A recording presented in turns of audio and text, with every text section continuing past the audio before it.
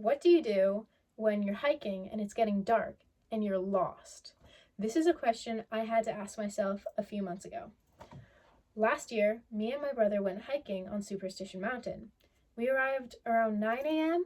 and we were on the path for about 30 minutes before we decided to do trailblazing. Trailblazing is when you veer off the path and make your own. So me and my brother were trailblazing, kind of climbing up some of the walls, finding spaces that looked kind of trodden on, and this wasn't an issue until we got lost. After reaching the peak of Superstition Mountain, well, my brother reached the peak.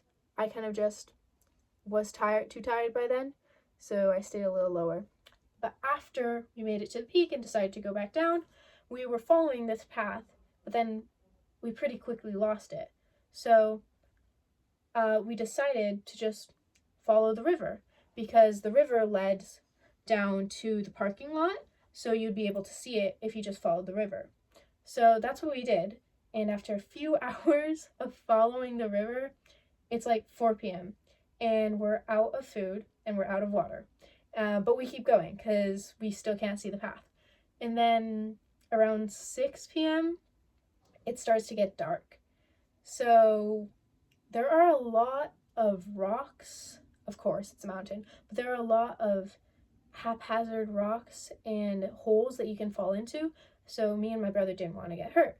So we decided it was time to call for help. So we called 911, and then the dispatch officer on the phone told us to wait, stay where we were, and that they would come and get us. So that's what we did. Me and my brother, we waited. We actually kind of fell asleep on the rocks because we had to wait for a decent amount of time before they came to get us.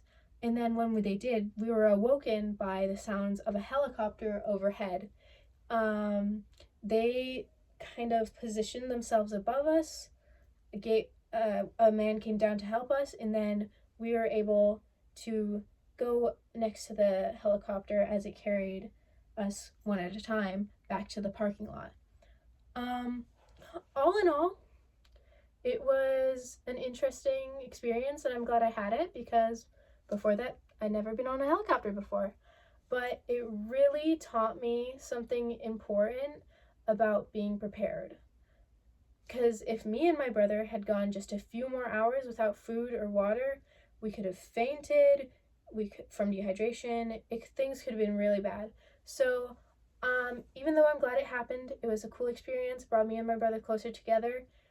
It taught me a really important lesson about being prepared and making sure you bring enough supplies.